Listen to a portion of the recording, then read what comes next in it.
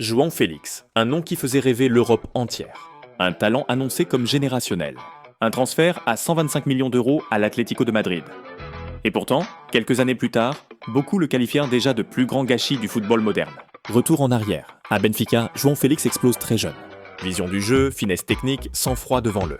But, tout y est. L'Atlético de Madrid casse sa tirelire pour en faire le successeur des plus grands. Mais très vite, le rêve se transforme en cauchemar. Sous Diego Simeone, Félix ne trouve jamais sa place. Un style trop rigide, des consignes défensives lourdes, une liberté offensive quasi inexistante. Résultat, performance irrégulière, frustration visible, confiance en chute libre. Malgré quelques éclairs, João Félix ne s'impose jamais comme le leader attendu. Et le verdict tombe, prêt après prêt. Chelsea-Barcelone, Milan, 3 géants européens. 3 occasions de relance. Et pourtant, toujours le même problème. Aucune stabilité. Même à Barcelone, où ses statistiques sont honorables, 10 buts et 7 passes décisives, João Félix ne s'installe jamais durablement.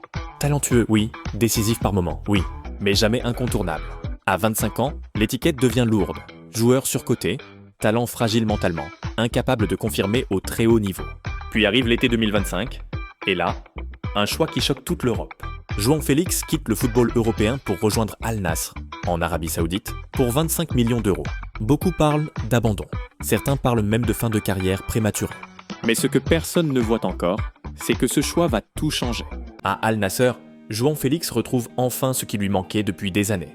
De la confiance du temps de jeu, un rôle central et surtout, de la liberté offensive. Sous les ordres de Jorge Jesus, il évolue dans un quatuor offensif impressionnant.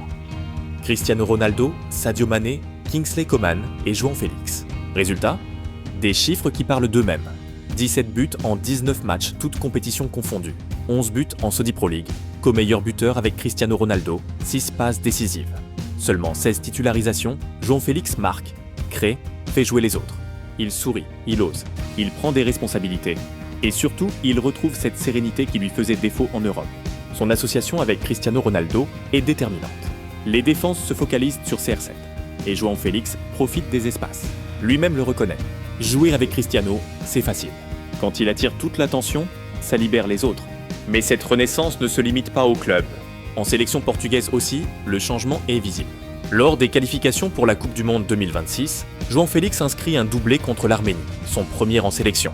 Il dépasse la barre des 10 buts internationaux. Roberto Martinez ne cache plus sa satisfaction. Rythme, régularité, maturité. Aujourd'hui, João Félix n'est plus un espoir fragile. Il est redevenu un joueur majeur. Sa place pour la Coupe du Monde 2026 semble presque assurée. Et une question se pose désormais. Et si l'Arabie Saoudite n'était pas la fin, mais le meilleur tremplin de sa carrière ? À 26 ans, João Félix a encore le temps. Le temps de revenir en Europe plus fort. Le temps de faire taire les critiques. Le temps de prouver que son talent n'a jamais disparu. Il attendait simplement le bon contexte pour exploser.